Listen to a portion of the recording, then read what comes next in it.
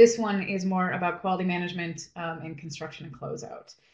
And again, what that's looking at is it's looking at document management. What are the documents that have been employed, basically in construction administration, keeping track of the costs and the budget, making sure that you're on top of that. For me personally, every time I get a change order, so first of all, I take the comparisons of the bids, and then I take the winning bid, the quote unquote winning bid. I put it into a separate document. And then what I do is I keep track of all the change orders, and I keep track of the budget as the project is moving along, where we made changes, et cetera, et cetera. So, keeping track of that, making sure, and again, it's not just to be, I'm going to make up a word, documentally responsible, but also, again, managing good relationships. When you're offering a service, it's good to have these relationships, because a lot of referrals are, word of mouth, and you want your client to feel comfortable working with you. Keeping track of, I said cost and budget, closeout checklists, huge, huge, huge. Making sure that there's no stone left unturned, and making sure that there's a process for doing that, and making sure that everybody follows that process for doing that. And again, more logs, submittal logs, sketch logs, construction sketch logs, documentation, same thing, documentation, meeting minutes, all that, but also in construction and closeout as well. Organize the communication from the contractors and the owner, and making sure that you're in on that communication. Oftentimes, they talk to each other. They're contractually obligated to fill the architect in.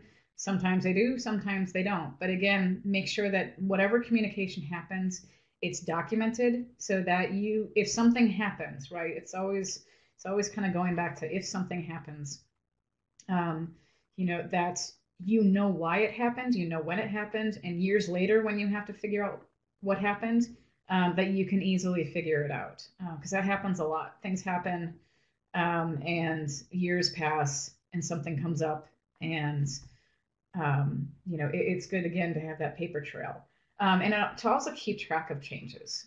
So make sure that you understand the full history of the project. And the one thing that I want to note, about that, with all that documentation.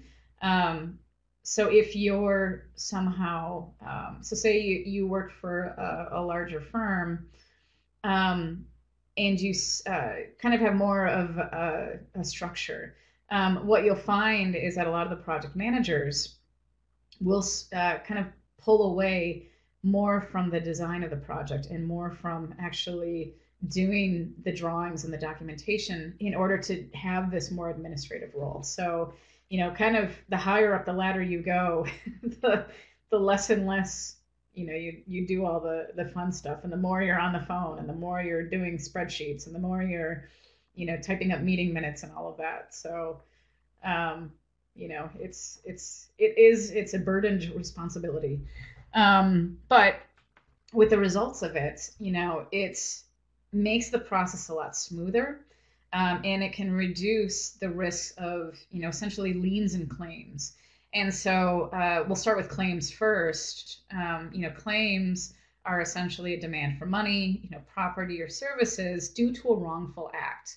And there's consequential damages and the direct damages. So if something happens, somebody's going to file a claim.